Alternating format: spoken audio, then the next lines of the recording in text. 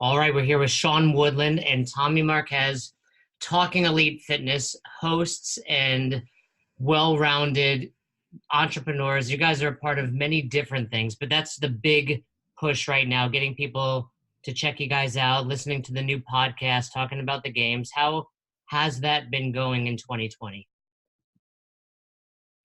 I'll let Tommy start. All right. Well, it's been going pretty good. The our podcast started back in January, the week before Wadapalooza started, and it was a project that I felt like was maybe a little bit a long time coming. It's something that we had talked about behind the scenes when we were working at CrossFit. Like, a podcast is a format I think we could both really have a good time doing, and it's something that allows us to both cover the spill, dive into some of the more longer form discussion type stuff that we don't necessarily get to touch on the update show or in a live broadcast where everything's so regimented down to the second. So it really kind of started out of this as this kind of like fun kind of passion project, like, let's go do this and just try and have some fun with it. And it very quickly got some legs to where it's like, okay, this is a format that kind of fits us and we're having a good time. Let's maybe, dedicate a little bit more time and resources and attention to it. And as the season kind of went along, it became very clear that the number of reliable outlets for information in the space was very limited now, and that people were very, information hungry, and they were really enjoying the longer format. Where now that there wasn't as many outlets providing the information, they could take the time to dive into a 45 or 60-minute podcast and really dig into all the things that we are providing. And we set a goal about 1 million verified downloads for our first year. We hit that in we started in January. We hit 500,000 in June. We hit 1 million in August, and we just broke 1.5. So we're on pace for about 2.2 in our first year. So the response has been overwhelming and pretty humbling, actually. And we're both kind of very honored that it's something that's resonated with the community so well. Yeah. And just to piggyback off of that, Tommy and I started this. It was kind of like I know for me, I had to just force myself to do it, because once when we were both let go, I think we were both kind of trying to figure out what the hell we were going to do and how we were going to keep this thing going, and if there was even going to be, an opportunity to keep it going. So, like Tommy said, we just said, all right, let's just do a podcast. That's something that we can do. That's at a production level that's acceptable to us, because we didn't want to, given what we had done with the update show, we didn't want to do something that was less than that. So we did a little bit of that with Inside Elite Fitness on YouTube, and just because of resources and manpower, it just wasn't sustainable. So we just figured we would concentrate on the podcast. And like you said, it has taken off, I think, more than we would have anticipated. I thought we would have some success, just given who we were, and like Tommy said, there really wasn't someone in the space providing the information. But it's become kind of a business now. I had no intent. I didn't think we had to have budgets and keep track of sponsors and all that stuff. But we do, and we have merchandise and on a website we created, and those are good problems to have. And I hope it keeps rolling.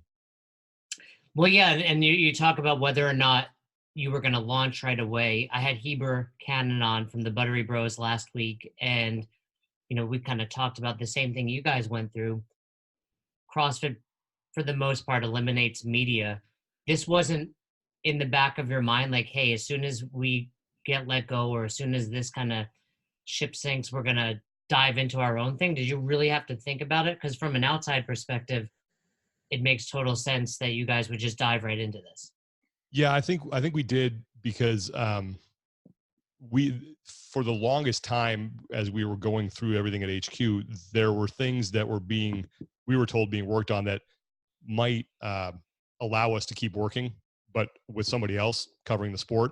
So I don't think Tommy and I ever really had that serious conversation until all that kind of fell through. And then at that point, I think it just became, do you really want to jump back into it? I think, we were sort of just, there was some anger there, I think, and some just disappointment that we were trying to get over. And then, after all that kind of went away, the thought was, why wouldn't we do this? There's still a sport that needs to be covered. We have a lot of experience doing it, and then we just found a way to get it going. And I'm super happy that people have responded the way they have. Yeah. And when kind of touching on what Sean said, I had kind of an interesting, I guess, and maybe Heber touched on this as well. When we all got laid off, a lot of us were given separate dates. So some people were given different final dates. Actually, my 1 year from getting let go was just this past Tuesday, October 15th. And so when that was our kind of our D-Day, I guess, if you will, and like I got myself, Heber, and Marston got let go like on the spot, and other people still were kept on board till November, December when certain projects were done. So I felt like there was this interesting kind of cooling off period that Heber, myself, and Marston kind of had, where we were still a little bit jilted from the news. But some of our friends and, Sean and a couple of our other close friends were still there and still finishing out. And so there was this kind of weird, like, no man's land for us, where like the full team wasn't let go yet.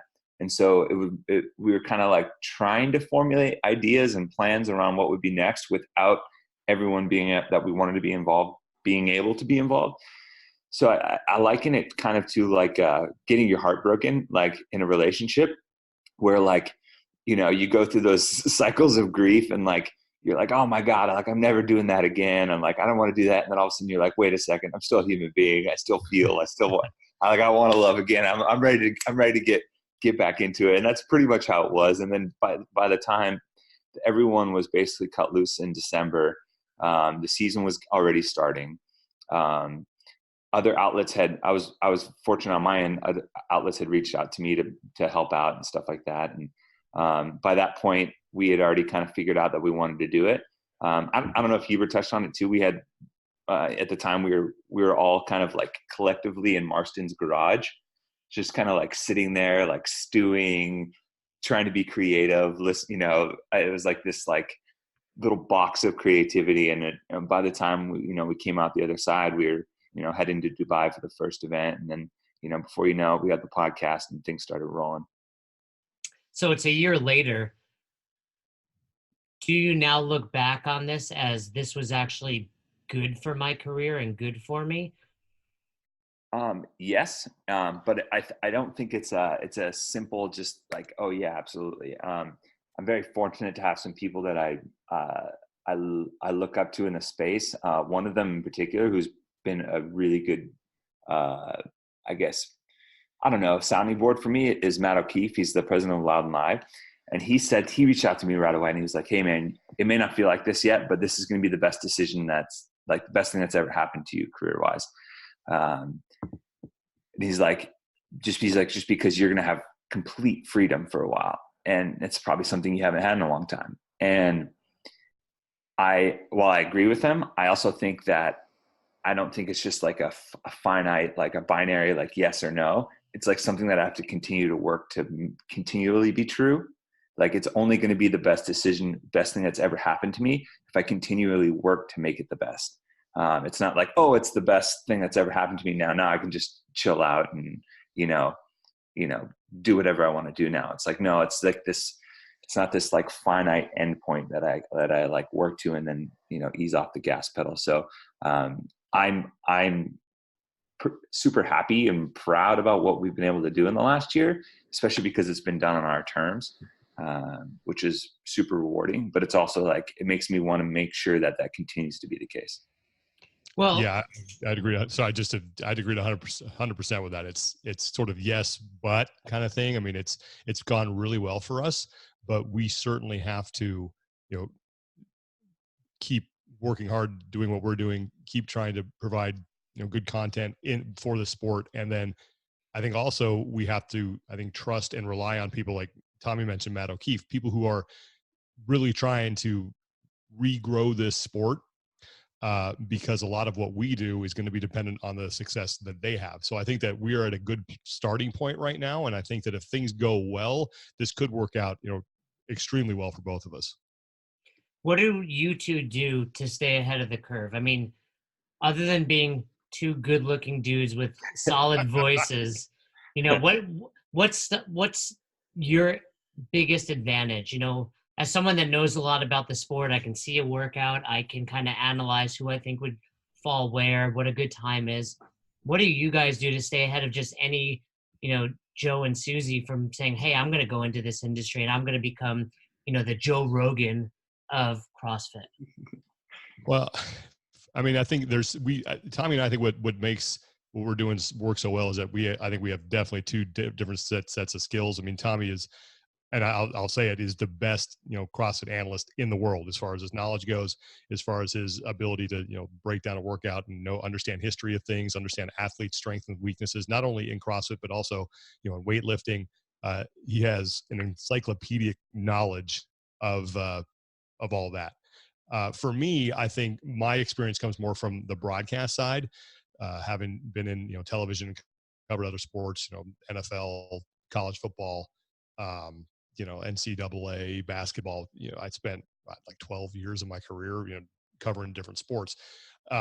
So I think that's my skill set paired with Tommy's skill set. We have been able to come up with something that allows us to put the information out there in an organized and clear way. And it's cool because it's really like, I love team sports, and it's cool working. It's even though it's just a team of two, because, I have sort of my role and Tommy has his role. And then we both need to know the athletes and we both need to understand history, but I think we complement each other really well. And then I think what also sets us apart is just, our history with some of the athletes, our history with some of these events, and then the access that we have and the trust I think that a lot of the athletes have with us, so that if we reach out to them to do an interview or to get some information, they know that we're going to, keep the things that they say not to say publicly. We're going to keep those to ourselves. And then we're going to talk about the things that they say are okay. So we don't betray that trust. Sorry. And to build off that a little bit, I think there's a couple of things that I've thought about this a lot as two common threads that I think that really make our dynamic work. One, Sean and I are both, outside of CrossFit, we're both really big sports fans. And that is a culture and a mindset of not just sitting back and casually observing, but wanting to understand what's going on the screen in front of us when we're watching our favorite teams, when we're watching a sport. There's that kind of curiosity mixed with like genuine interest.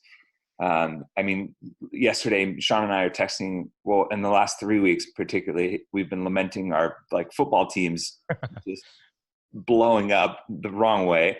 But on top of that, we're always like, Sean's a huge hockey fan. Like, I'm a hockey fan too, but Sean, that's definitely his avenue. I'm a big basketball. We both like baseball. We're both like constantly chewing up knowledge in that sports arena. And while the sports are different, the general foundation for like learning and acquiring knowledge and being able to translate that definitely has carryover. And it makes us, like, I use the terminology sports nerd all the time. Like, I feel like if you want to be relatively good at this, like, you have to love what you're doing and be a genuine sports nerd about it, and want to get that information, not just because it's your job, but because you enjoy it. And I think that on top of that, both of us now, in 2019, we're probably bordering on 20 years of combined in the community between the two of us. And so we've had time not just to go through that like initial cycle of like, oh, this CrossFit thing is the best thing ever, like, we've gone through the craze. We've been like had the honeymoon phase, and we've come back from it. And then we've, rediscovered what it means to us to be involved in the community, and what being a part of it means to us as well. And so now we get to kind of meld those two together. So we have this long-term understanding of, how the community fits in our lives, as well as, this general passion for sports and sports media and knowledge and stuff like that, to where we consume it on a regular basis. And I think that's, I don't know, it's just kind of blended together in this nice little mixture so far. How much time do you spend every week on the data, Tommy? Do you want me to put an hour number to it? Something like that. Give us an idea of, about how much time do you have to spend every week to stay up to date, especially in season, especially in a sport where you don't know what the next, football, all right, we're playing on a 100-yard field. This is the rules. Yeah. You don't know what 20.3 is going to be. And within a few minutes, you have to think, okay, who's going to do the best and why? So in terms of like hard time spent looking at stuff like leaderboards, historical workouts, it sounds funny, like athlete profiles on Instagram to see what people are doing. Just on that alone, maybe 30 to 40 hours a week. Like it's one of those things that's hard to quantify because I don't turn it off. It drives my fiance nuts sometimes because she's always like, well, why are you looking at this? And I'm like, well, like yeah, it's my job. And it's like one of those things where like, it's not like a 9 to 5, you know, it's like it's almost like with this like round the clock news cycle, it's almost like I can always be looking at a leaderboard. I can always be checking to see if any athletes have posted scores. I can always be looking at, you know, where people are in their off-season training and programming and stuff like that. I could be reaching out to athletes. I'm also generally writing stories a couple at a time per week. So it's one of those, I would say just in terms of pure studying, I would say probably 30-ish hours with, at least. And that's really hard that's like that's a tough number for me to put to, but I do spend a lot of time just trying to like absorb knowledge and then, you know, turn that around into stories, articles, podcasts, all that good stuff. I think that's the day and age that we live in though, right? Yeah. When if you're an entrepreneur, like we were talking before the show about Thunderbro and my help there, or even with Best Hour, it's nonstop. But I was talking to my wife the other day and it's like, yeah, but if we want to take 2 hours during the day to go work out, we can do that, where most people have a 9 to 5 and they're limited by their schedule. Yeah. If you guys didn't broadcast for CrossFit, what sport would you prefer? Ooh, that's a good one. I'd say football or hockey. Professional. Yeah. Even, you know what, even college, or I just love, I'm a huge football fan. So even if we're just high school, I'd love doing that. College, I've covered it. I've never done, you know, play-by-play or anything for it. But I just love, like Tommy said, I'm a sports nerd, and I'm a huge football nerd. Love hockey as well. They're probably my two favorite sports, usually depending on which one of my teams is doing better in the respective leagues. But yeah, that would be mine, because I can even just remember as a kid just being fascinated with the game of football and loving the X's and the O's and just the way that things would be drawn up and plays and different schemes. It's goes back to that, just being a sports nerd, where, you know, you're not only are you trying to watch and enjoy what's going on the screen, but as Tommy said, you want a deeper understanding of it. And that I would love to get in to that sport. Yeah, I agree. Football is it's for me, it would be football or basketball. I was a big basketball player. I love, it's probably my favorite sport to play. But there's something about football that is, and it sounds kind of weird, that's almost uniquely American above all other sports. Where it's like, you know, that's why outside of the United States, it's called American football. And it's a culture that I think that isn't replicated very many other places between both the professional and college ranks. And they're also very distinct in that regard. So I really like college football a lot. I like some of the historic rivalries and things like that. But, you know, nothing gets me jacked up like watching some like high tempo basketball. So it'd be kind of tough. But I think covering from a sports perspective, the fact that there's more people on the field for NFL, and there's more variables in the NFL, and it isn't as fluid as the NBA when, you know, you got 5 people playing offense, defense. I think the ability to kind of dig in on the NFL side is a little bit greater. So I'd probably go that too. So I've been involved in CrossFit since 2006, owned 3 affiliates, worked for the seminar team, long resume. It's challenging at times to stay motivated. You guys have been involved, like you said, 20 years combined, 10 years each, travel the world, spend 30 hours a week looking at it. How do you two stay motivated to train? Because I assume that's how we all get into it, right? I found CrossFit as a way to train myself, train my clients. So you still have to love it yourself. Has it been harder for you being so invested in the sport, or has that made it even more fun for you? I know for me, being 45, quickly barreling towards 46, the appeal of CrossFit and the way I stay motivated is I like to compete with myself. I do like to compete, but I always like to go out and say, hey, can I do this better than I did it last time? And that goes, it's the same thing with, like, I play a lot of video games. It's the same thing. It's like, I want to do this, this level better than I did it last time. I don't want to make, the same mistakes that I did last time. And so it's, for me, the motivation comes from, let's see if I can be a little better today. And then the other part is that I look around the world in general, and it's skewed a lot because I hang out with really fit people all the time, like Tommy and, the Buttery Bros and those guys. And I am the least fit among those dudes. But when I go out in public and I'm walking around the local Costco or Target, and I'm thinking, okay, I'm a freaking Spartan warrior here. And I don't want to be, it's, fitness is important to me. And I don't mean that from a sense of being able to go in the gym and, snatch a certain amount of weight or do Fran in a certain amount of time. It's important to me that I'm able to just live a healthy life and enjoy things. I think back to my wife and I took a quick trip down to and we went to the San Diego Zoo for a day, and we went there. We showed up when it opened, and we left when it closed, and we walked the whole thing maybe like 4 or 5 times. And just looking around that place, very few people could do that. I mean, there were people in their mobility scooters. There were people with canes. Both my parents have trouble getting around, and it's very limiting on them. I don't want to be that way. And so for me, it's just about a quality of life. And yes, I want to be able to set PRs and improve my times, but I just want to be healthy. And I think about the alternative to that. And I get out in the gym. And so it's not necessarily about numbers or, how much you lift. It's just about being able to live life to its fullest and have a fitness that you can use in everyday life so you can enjoy whatever it is that you're doing. Yeah, for me, there's a couple things that kind of play into it. I certainly struggle sometimes with, like, the motivation to, like, go train and kind of keep up with my fitness, especially when on the road traveling. Things start to pile up, and before you know it, you've worked out once that week, and you're starting to feel a little bit more sluggish. But I am fiercely competitive, almost to a fault, when it comes to physical activity.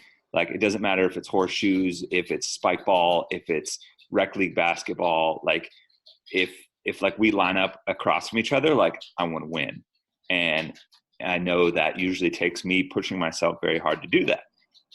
And I relish the arena of competition.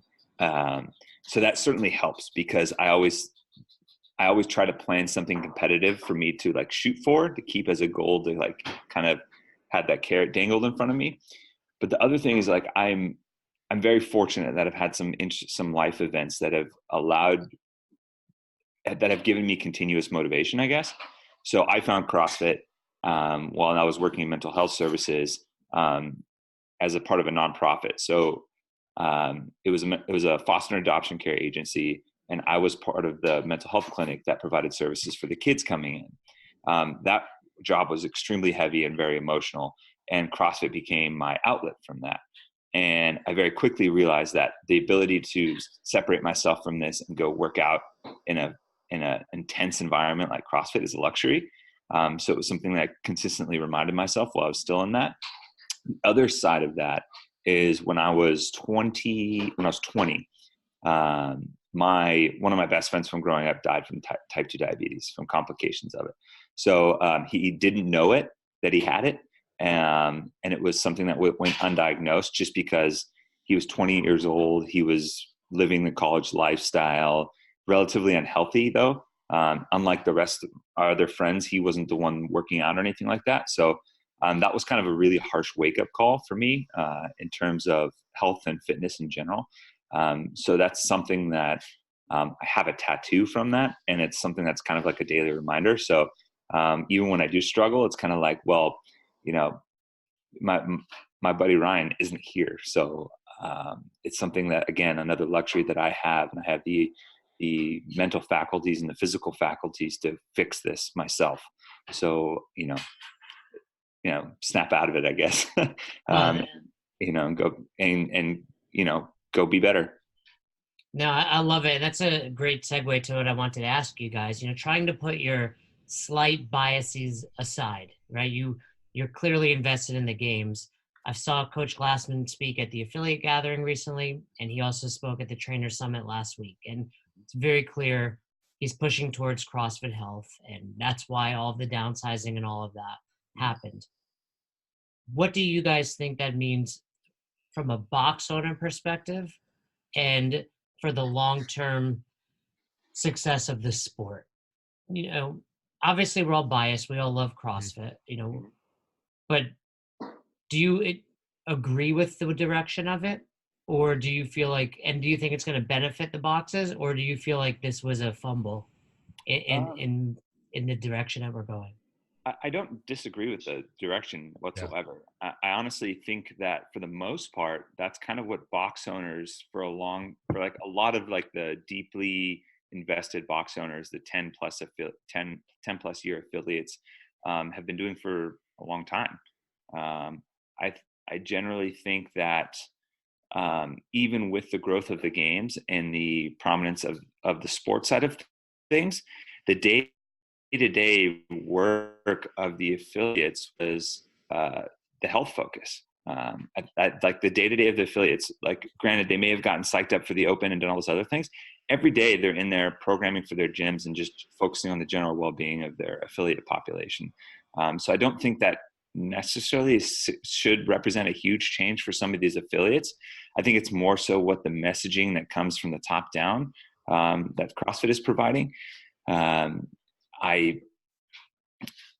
still kind of filtering through what that may mean for the long-term success of the sport, because in my opinion, they both can, cohabitate together and be symbiotic to one another.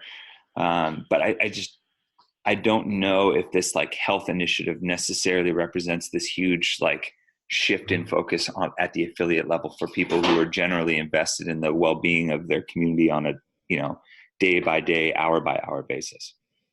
Yeah, and I've talked a lot about this with a lot of people. I don't disagree with the goal of trying to reach an underserved population or populations. I think that's a noble pursuit. And there's not one person who is down from a games athlete down to just, your 60-year-old grandmother who's in the gym trying to just be healthier. No one would disagree with that. The problems that I have had are that it's just the messaging of it. It's that you're trying to reach an underserved population. So let's just take people who are sitting at home who are like Coach says, on the couch, on the carbs, who have maybe some chronic disease, who, might have some mobility issues and have no fitness whatsoever. How are you reaching them? And you've pulled back all your social media, essentially. The games are not on TV. So you could piggyback off of that. And one of my favorite commercials, and I can't remember the woman's name, but it was the elderly woman who was in the gym and she was saying how she couldn't tie her shoes and now she can tie her shoes, and they showed her kind of pulling a sled. Constance, from CrossFit Constance, South Brooklyn. It's amazing. That's an amazing ad, and more people need to see that, because I do agree that if all you do is watch the games and all you see that could be somewhat intimidating for people. And that message of no, this is infinitely scalable and anybody can do it is very important. So it's not the fact that you want to focus on health. And like Tommy said, I think that's already being done inside the boxes, is that is now your focus and that is your message. Yet I don't understand how you're getting that out. And if you say, and I believe this wholeheartedly, I believe in CrossFit, I believe that they have the most elegant solution to the world's most vexing problem. I agree 100% with that. But if you do believe that, why aren't you shouting that from the mountaintops? Instead of keeping it, I just don't feel like it's getting out to the people who you need to reach. Because let's face it, the people who are on the couch, on the carbs, who have had a lifestyle or lifetime of unhealthy habits are not going to CrossFit.com. They probably don't know a whole lot of CrossFitters. And if they do, they probably aren't going to be, just willing to just jump right off the couch and get into an affiliate. So I think there just needs to be a more concerted effort from the messaging side of things in order to reach those people. So a lot of times I feel like they're just shouting into the void and not reaching the people who really need to be reached with this message. We all agree with it. It's just a matter of getting those people who don't know anything about fitness or working out. How are you reaching them? And it seems weird to almost alienate the other side of the coin there. Like if you're trying to focus on what you feel are the underserved populations, it feels weird. It seems like they're in some respects, they're doing so at the cost of the people that have been served by CrossFit for the last, 10, 15 years, the people that can potentially act as the best conduits of this to this underserved population. And it's just one of those things where, like, why wouldn't you work to serve the entirety of the population and help, like, if I've been doing it for 10 years and I've been through all those cycles with the program, and I'm still standing here as a fervent advocate for it, why not utilize that as a firsthand experience for someone who is underserved and would like to maybe get that message from someone that's directly in their community? It's kind of, for lack of a better term, like, you're almost kind of turning your back on all your foot soldiers, the people that gave you the option to be able to focus on this health initiative in the first place, right? So and to echo what Sean said, like, I don't think anyone would disagree with wanting to serve these underserved populations. Like he said, the Constance commercial that ran in millions of households over and over during the CrossFit Games was one of my favorite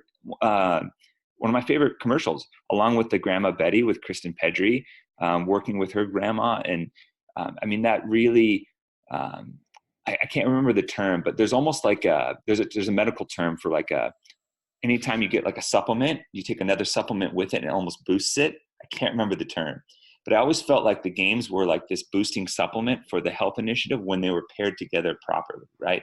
Because you also get to see the full scope of what this program is capable of. Not just this is meant to serve others, this population. It's the idea of infinite scalability requires that you need the top end people to showcase the scalability from the get-go.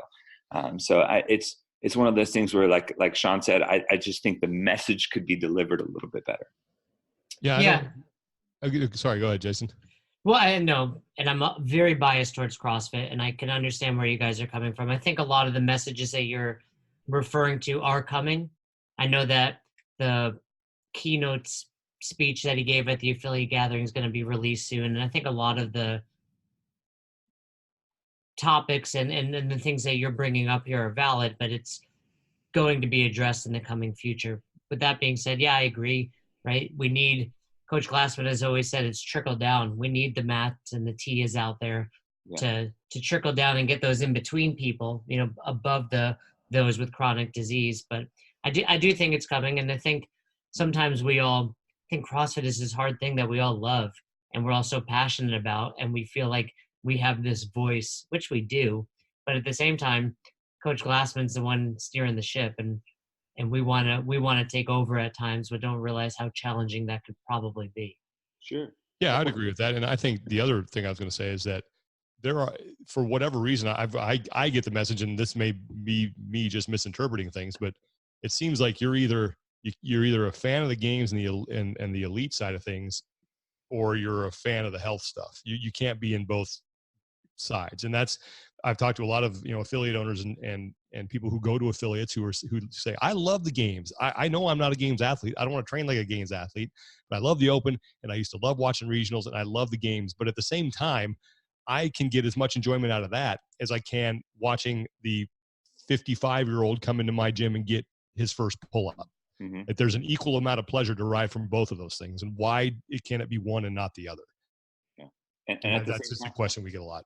Yeah, and it's like it feels almost like the pendulum has swung so far in one direction in the past year that it's like, well, why aren't we actively cultivating, figuring out a system that can support both of these in a way that can maybe reach a greater audience than any just one of these pursuits singularly can do? And what I worry about, and like you mentioned, Jason, that like the messages are coming, the keynote speeches and stuff like that. I have no doubt that the messages are going to be coming over time as this path gets fleshed out. But the way that they started off in this path, I'm worried about how many people have turned away from it and, kind of are closed off to it now. How many people have left the room as a result of how they've gotten off on this path? It's like, I mean, if there were, 2 million people before all these changes started, that were willing to listen to that speech. And these changes happen with, the communication or lack thereof. And half of those people walked away. Is that message getting out as effectively as it could have been before, and it's tough. And that's a hard thing to quantify, I guess. But these are all concerns that come from us being like, oh man, like this message is so good and it could be getting out to so many more people, and we could be so much more effective about doing this, that like, it's not coming from a place of like, we just want to criticize or anything like that. It's like, oh man, we want. I don't think anybody should take that from you guys at all. That's certainly not what you're preaching. Because we don't have the answers, and we want to see this thing succeed on both sides. I want to see unhealthy people get healthy, and I want to see the games and the game season continue to thrive. And I spoke with one affiliate owner, and we were talking, and she had 2 points to make about the obese and the underserved community and the people who have no fitness experience whatsoever coming to her gym. She said, first off, I want to help those people. Like I really do. But a lot of times they need more than just exercise. There are some, for lack of a better term, mental issues there that maybe that they have to deal with that affects their relationship with food. And I'm not equipped to handle that. I can help them, get moving and get a little bit healthier. But she goes, I have a little bit of a concern with that too. The other thing that I've had brought up to me is that when people say, okay, we're focusing, I'm a gym owner and this is now the focus. Well, what percentage of my business is that really? How many of those people do I have in my gym? And if we are now focusing on them more, how many more am I getting? And is the juice kind of worth the squeeze there as far as the message goes and the emphasis we're putting behind it? And I think that's a valid question. I don't have an answer for that. But I think that's what gym owners are thinking out there. They just want, and Tommy mentioned this too, clear communication as to what the goal is. And I think a lot of times questions get asked and then they don't really get answered. Well, one big change this year was clearly the opening up of the games to the top winners in the country. Mm-hmm. How hard was that for you guys to follow? And were you at all surprised? So for me, for example, I was judging that first event, the first cut, and I didn't follow a lot of those athletes coming in, and I expected them to hang a little bit more. I was like, hey, these are the best people in India. They should be pretty good. And I judged that guy and he didn't get past the rope climbs. Like didn't make it to the snatch bar. Were you guys expecting that? And if so, how much harder did that make your jobs this past year preparing for 150 people you'd never heard of? This is kind of a tough question for me personally, just because I did expect that. And I did expect a lot of these athletes to just not even be on the same like playing field like level wise as some of the top athletes. And that was something that was kind of bittersweet for me, right? Because we're at the games, right? And I don't want to necessarily have to be, before we even come in, I don't want to be counting athletes out. One of the issues that I had is I was hoping that there would be some sort of threshold for the national champions, like the top 50 or top 100 national champions on the worldwide leaderboard get to go. So there's this clear line of, and almost like this benchmark for people to shoot for that will in turn help, encourage improvement across the board, and give some of these national champions in developing countries a goal to shoot for. But when that wasn't the case, and that's not the case this year, you go down the national champion leaderboard and suddenly like, I'm looking at athletes, 50, 60, maybe 70 of these athletes that are going to be at the games on each division that, like, no disrespect to them, that like I'm more fit than on the worldwide leaderboard. Well, you are beating Justin this year, so you're pretty fit, Tommy. 2-0.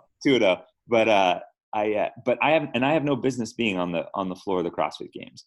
At least from the standpoint that this is like the fittest on earth. Now, I understand the increased desire to have global participation from the bottom levels all the way up to the top. But what it did, I think, particularly last year, is for some of we had heats of 50. I think the only reason that first heat was even watchable was because of Ben Smith. Yeah. Because he was one of the unseeded athletes and was in the first heat. Beyond that, I don't think, I think it felt almost like it almost felt like watching the freshman and JV teams of a high school team go. It's like, yeah, we're encouraging it because we know somebody on the team there, but this isn't the show. We're just here waiting for the varsity team to show up and like the best athletes to go out. But, and I think that's I don't blame the athletes for showing up and wanting to do that and wanting to represent their country. That's fantastic. But I also don't want to, I also feel like it almost did a disservice to them because, like, you know, I didn't consider any of them legitimate contenders to actually do something from a competitive standpoint. So for me, I wasn't really paying attention to them that much. I was watching Ben Smith, and then I was preparing my notes for the other events. And in the event that someone did show up and do really well, then I'll turn my attention to it. But you don't want to ever have to do that. And, you know, so hopefully this is something that it was just a 1 or 2 off 3 years down the line. But I mean, that's at least how it kind of was in year 1. Are you accidentally, though, making a case for cuts? No, I don't think it's the case for cuts. Well, I think I mean, and if you're going to keep with this national champion format, if you're sticking with that format, then yes, you absolutely are making the case for cuts. I mean, 20. The later cuts. I meant the later cuts. The later cuts. Oh, so like down to 20 or 10. Well, simply, you know, I've judged the last few years, and when you judge 4 heats in a row of females or males, you see the stands start to fill up towards that last heat or two. Now, granted, those heats, to, you know, backing what Tommy said, are full of very fit human beings, but clearly a level below the top. Mm-hmm. So people kind of lost their mind this year over the cuts. But in reality, were we just getting to varsity? I think yes. I think I agree with what you're saying as far as when you had, you know, 40 athletes in the field, you could look at those first 2 heats and, you know, say you had, you know, 4 heats of 10. And you could say these people are incredibly fit. They are they are the elite of the elite. 0.001%. They are not the very tip of the spear. And you might see I can't think, you guys would know better, but someone that's just having a bad, Josh Bridges might have been in the 3rd or 4th heat, even though he's a fan favorite. He was doing, you know, poorly in quotes at the CrossFit Games, which is still better than the rest of the world. Yeah, I think so. I think there is a case to be made. Absolutely, for saying that as we get later in the competition, that you don't need 40. And I'm willing to listen to that argument. Absolutely. Yeah, same. I think though, and I'm not against cuts, I just think that from a fan standpoint and a competition standpoint, I think it would have been better if you had kept it at 20. Because then I think you still have people who are in that. So you'd have 2 heats. So you'd have people who are in that first heat who have the goal of working themselves into the final heat and who can also affect the competition. And you make it then a more complete test with a field of 20. And I'm not saying that the cuts took away from the enjoyment of the competition. I thought it was a fantastic competition in 2019. It was fun to watch, had some really great moments. That, you know, are iconic games moments that we will talk about for a long time. But I think that people weren't against the cuts. I think people were against it, how far they went. And if you're still married to getting down to 10, maybe you wait until Sunday or the final event, so fans and athletes can get their full experience. Because there were people, and you mentioned, you know, Jason, Josh Bridges. People love watching Josh Bridges compete. They know he's not going to win the games, but they love watching him compete. People want to see Sarah Sigmundsdottir compete. They want to see Annie Thorstadter. They want to see Brent Fikowski. They want to see Pat Fellner. If you kept it at 20, odds of those people getting in to that final pack are pretty good. I just thought, you know, I'm not against cuts. I just think 10 was getting down to 10 was kind of was a little too far. And I think if you backed it off to 20, I think you're right where you need to be. Well, I think that's what's so cool about CrossFit. And I get frustrated when people lose their minds because it changes every year. So like, you're upset we went cuts to 10. Maybe Dave Castro and maybe Coach Glassman realized that was bad. Maybe they loved it, but we won't know. So there's no sense in getting mad about it. Which sanctional are you each looking most forward to being at? Ooh. That's tough. I was very fortunate to without biasing. I know you got to, you know, don't want to bias. I'm actually really excited for this first one. It's coming up, the Filthy 150 in Ireland. It's so I'll be there covering the event with Morning Chalk Up. And it's also looking like maybe we're going to have Sean. Maybe looks like that's going to happen. Yeah. Like Sean's going to come too. And we're going to have a presence there with our podcast, as well as like, to sling some merch and kiss hands and shake babies. Yeah. But yeah, so I'm really excited for that one because I've had a chance to sit down and talk with Jamie and Dorina, the organizers of that. And I always like getting to talk to sanctional directors face to face and really get to see the passion and how much they're invested in their particular event. And the Filthy 150 is one that's been a very important event to the Irish community. So much so that, like, I think every single Irish affiliate shows up to that event in some capacity every year. And so being the one that's going to kick off the season, I think we're going to get to see like just a really good time. I just think they're going to have a blast, and there's a lot of big name athletes going. And it's like, it's the first out of 28. So I think the anticipation and the hype will be almost kind of at a fever pitch in that one. And I've never been to Ireland, and I hear it's a good time. So I think that has more to do with it. You want some Guinness and you want some shots out there. Last question I want to ask you guys. I've asked this before, but I've kind of held off, but I think you guys would have a better insight than a lot of people. Each of your opinions, the CrossFit Mount Rushmore. Ooh. Go ahead. Talk about that. Okay, we got to put Froning and Fraser up there. I mean, those are your two men. Okay, but let me dive deeper into there for a second. Okay. Who's the best ever? The best ever? Is it Froning or Fraser? I think you have to pick one of those two. Okay, if I had to pick, I have to go with Fraser because who could you possibly throw into that mix, Sean? As far as the best, you're talking male and female? Yes, even females, which I highly respect. I mean, they're all fitter and stronger than I am. Yeah, but no one's put the 4 years in. I mean, I think Toomey is certainly making a case. I think one more year and you'd have to throw her into the mix. Yeah, I think that she is already probably the greatest female competitor, given what she's done. I think the greatest of all time. And we have a Brian Friend, who's a friend of our show, Talking Elite Fitness, came on and did something super interesting on the reality of the comparison between Rich and Matt. If you just look at the numbers, my perception is, and that's not necessarily his reality, but my perception is that Matt Fraser is beating better competition by more. I agree with you. And I don't need you to go into that. Everybody, if you're listening, you're interested, head over to their podcast, listen to it. Listen to it over there if you guys have already discussed it. Yeah, but those would be, so I'd put Rich and Matt, and then I'd probably go, I mean, Tia's got to be up there. And then probably Annie Thorisdottir. Okay, I think that's fair. No, interesting. Yeah. You're choosing all athletes, which isn't necessarily a bad thing. That's just where the world I live in. So, where a lot of people, I always find it amusing when someone doesn't put Coach Glassman on there. Not that it's right or wrong. This is subjective. But I'm interested to hear. I might have biased Tommy a little bit, but let's hear what he says. No, it's okay. I mean, the question is the greatest CrossFitter, right?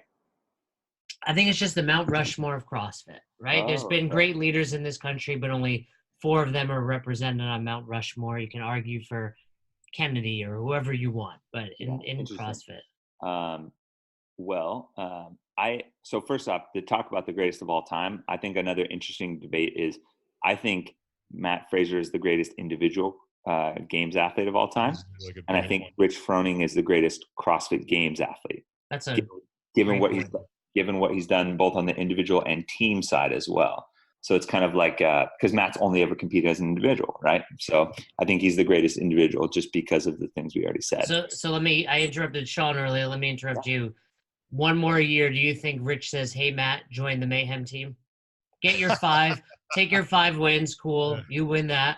Now join me and let's wreak havoc on the division for the rest of our lives. I don't know. I almost hesitate to say no, because I just think like it would almost be too easy. It would be. I mean, it would be like an unfair advantage. And I'm sure they would, Tia's going to come. They all live there. They all Yeah. train together. Imagine Fraser, Froning, Tia, and maybe Tasia or whoever else they keep on their team. That's crazy.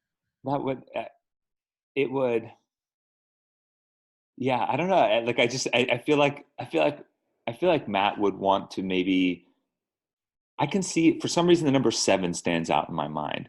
Like, I feel like Matt could win 7 and just put himself in another stratosphere. And I think that like that would be a really good number to go out on. And then like he would just, I feel like Matt's the kind of guy that would finish and then just be like, I'm good. I won my 7. I'm gonna walk away from the sport clean, on top, and I'm gonna enjoy my time with Sammy and all that good stuff. I don't. So I didn't want to get into all of this, but Yeah. then my question becomes: at what point do you tarnish your legacy if you lose? So I think he needs to come back and win the 5th just to end the conversation about him and Froning. But then at what point, if he comes back for a 6th and loses, does it then tarnish it? I don't think if you win 5, I don't think he's going to tarnish it if he finishes 2nd one year. Okay. Because look, it's just natural. Matt is he's going to get older, and he's not going to be as.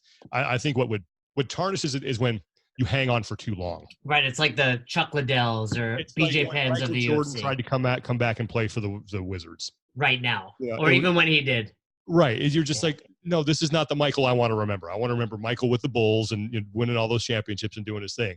I think if let's say Matt would win, let's say he wins 6, and then he decides like, no, I'm going to keep going. Then he finishes 2nd, and then he finishes 5th, and then he finishes 10th, and then he's down in the 20s, and you're like, okay, now at that point you're thinking, okay, maybe you should step away. But I think if he were to win 7 and finish 2nd again sometime, I don't think he tarnishes his legacy whatsoever. So but go ahead. Just because you guys get the straight up analyzing data questions, and I still want to hear Tommy's Mount Rushmore, but this is just a completely strange question. At what age can Matt Fraser still make it to the games even though he's not winning?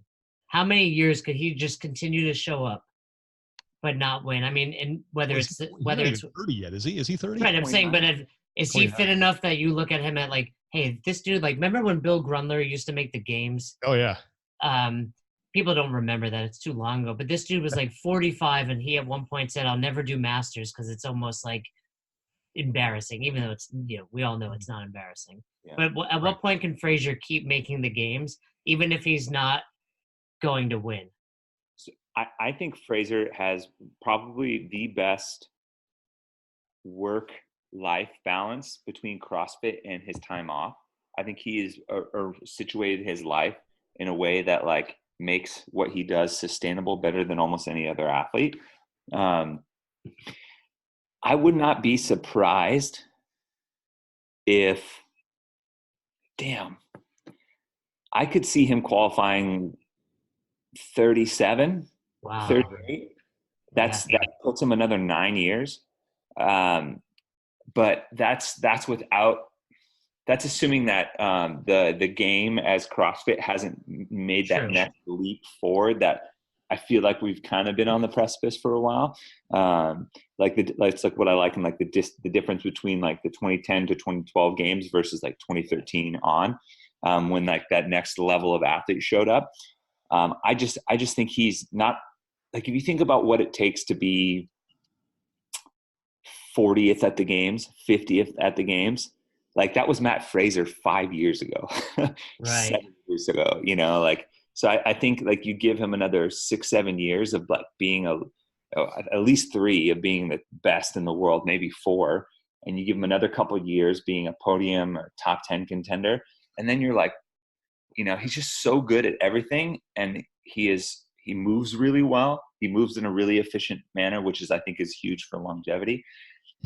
Why can't he make the games at 38, Yeah, it's just a unique sport where you don't see the guys that are getting knocked out 3 fights in a row and tarnishing their legacy because they're just not making it to that level. I mean, Bridges is a great example, or some of those guys that haven't made the cuts and come back. Go ahead and finish your Mount Rushmore, though, Tommy. Yeah, you had Fraser and Froning.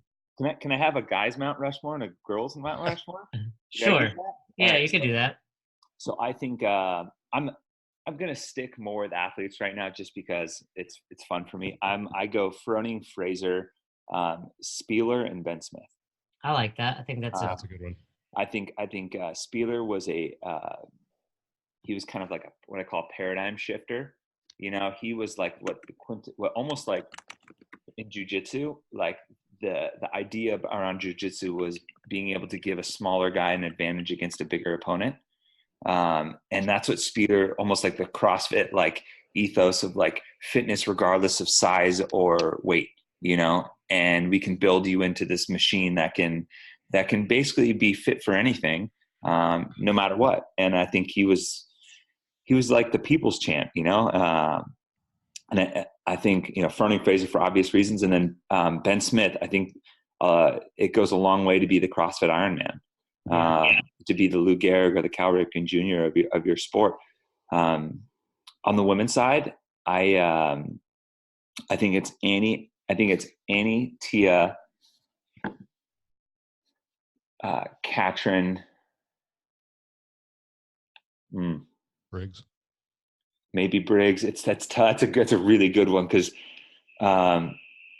I almost feel like I like to have like a legacy athlete in there. So a couple of years ago, it was probably Becca Voigt, making it for so long and being one of the few people to qualify as a masters athlete. She's been on the podium all those years. But I also like the idea of having someone like an Annie Sakamoto in there, as someone who, like I said, is a paradigm shifter. So like she was one of the original nasty girls and really kind of reframed what people saw as like fitness capabilities for women in the general population. And then to do that and then suddenly show up to the games, as a mom, heading towards what she would have been a master back then with the new age divisions, and then finishing in the top 10, getting the spirit of the games, and really showcasing the longevity of the fitness that you can build. And as an affiliate owner too, someone that's been around since the beginning. So, well, I think your Mount Rushmores both express your expertise in the sports, because you probably threw some names out there, especially Tommy's list of people that are tuning in now. They're like, Spieler who, Annie who. So it's cool to hear some of those old school names that were the ones. I mean, I remember watching Nasty Girls with Annie and meeting Spieler. Spieler and I took our level 2s together in 2008. So, it's cool to just hear those names still being brought up. And it's going to be fun to see in 10, 20, 30 years, the names that we still talk about. And I appreciate you guys being on here. Any last minute thoughts on the season that you wanted to share? And I'm sure you do that every week on Talking Elite Fitness. I'm excited about it, man. It's going to be great. I mean, I think what's cool about this year is that, unfortunately last year you had all the changes and then you had a schedule that was sort of out of whack. So you had sanctioned events, then you had the open, then you had more sanctioned events. And I think that added a layer of confusion that was already on top of an existing layer of confusion with all the changes. I think this year it's much more clean. So we have, we're going through the open right now, then we'll have the sanctioned events, and then we'll have the game. So I think it'll be much more easy to follow. So you won't have to deal with as much of this invite gets passed down to this person, retroactively because of what happened with the open. It'll be much cleaner this year. And, I think that I'm really looking forward to seeing what the evolution of the sanctioned events are. Or what the evolution is with the sanctioned events. I think all of them last year did a fantastic job of putting on a good event. For the most part, the events, everything I heard were great. Now I'm seeing like what the next step is as far as getting them broadcast or streamed and what that's going to start to look like. And I think there's a lot of potential for some really cool stuff this year. Yeah, I agree. We're already starting to see some events pivot a little bit with some of what they're doing. Like if Reykjavik isn't doing a team competition this year, but they've added a pairs competition and a non-elite division, like an RX that's a little bit more community oriented. So I think those are kind of cool iterations that we'll see in year 2, year 3 of all these events as they figure out the best way to provide a legitimate competition to send someone to the games, and B, really be a rallying point for their individual communities and their sections of the world. I have to say, I'm really enjoying the open in October. The 2 workouts that we've gotten so far I felt like has really indicated a big step forward in open programming on all levels. Week 1 was week 5 pain, as far as I'm concerned, and we got it right out of the gate. You can make a case that it was the most painful week 1 workout ever. And then on top of that, we get another 20-minute workout where we get to see, dumbbell thrusters for the very first time. You get to see thrusters show up outside of the last week of the Open for the very first time in history. And then you still get to see the accessibility of the low reps, relatively moderate weight, to make it accessible for the whole community. I've absolutely loved these 2 workouts, even though I'm still sore from both of them. And it just makes me really excited for the rest of the season, especially with having the Open in the fall, when it's like, I don't know, it's a sports fan in me, I guess. It's like, I'm like, our beginning of our competition season's going well. We're in basically we're almost in what's called the sweet spot, where the NFL, the NHL, the MLB, are all the 4 major sports are going at the same time. So to have CrossFit in the mix of that seems really cool now.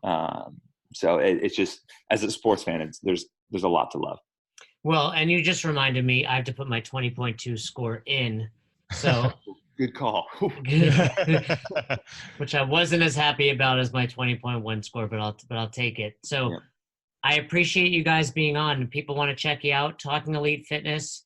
They've got some great gear as well. I've been talking with Ken here, the guy that helps you guys with your apparel for some other projects as well. So the man. Yeah, you guys have some great apparel. Check you guys out, and we'll look forward to seeing you on the air at all the sanctional events and ultimately in Madison, Wisconsin. Thanks, Jason. Appreciate it, man. Thank you guys very much. Thanks for listening to Best Hour of Their Day. If you haven't heard about Anchor, it's the easiest way to make a podcast. Let me explain. First of all, it's free. How cool is that?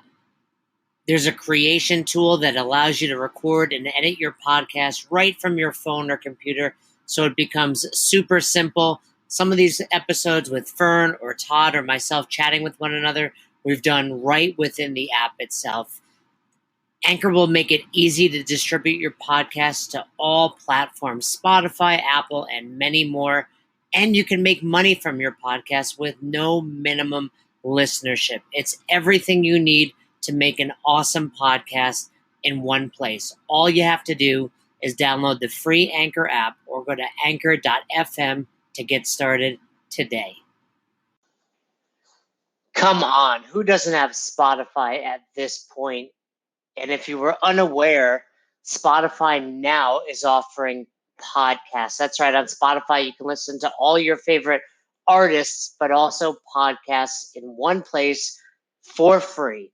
Spotify has a huge catalog of podcasts on every topic, including the one you're listening to right now, Best Hour of Their Day. On Spotify, you can follow your favorite podcasts so you never miss an episode. Premium users can even download episodes to listen to offline wherever you are, something I always do before I hop on a plane. And you can even easily share what you're listening to with your friends on Instagram and other social media platforms. Here's the deal. If you haven't done so already, be sure to download the Spotify app, search for Best Hour of Their Day on Spotify, or browse some other podcasts if you want. You can find them in your library tab. And also make sure to follow me so you never miss an episode of Best Hour of Their Day. Thanks again for listening to Best Hour of Their Day. We hope you enjoyed this episode. And if you did, one more time, please leave us a review on Apple Podcast and send us any feedback you have to @besthouroftheirday on Instagram and besthouroftheirday@gmail.com if you want to shoot us an email. We appreciate you. Thanks again. Have a great rest of your day.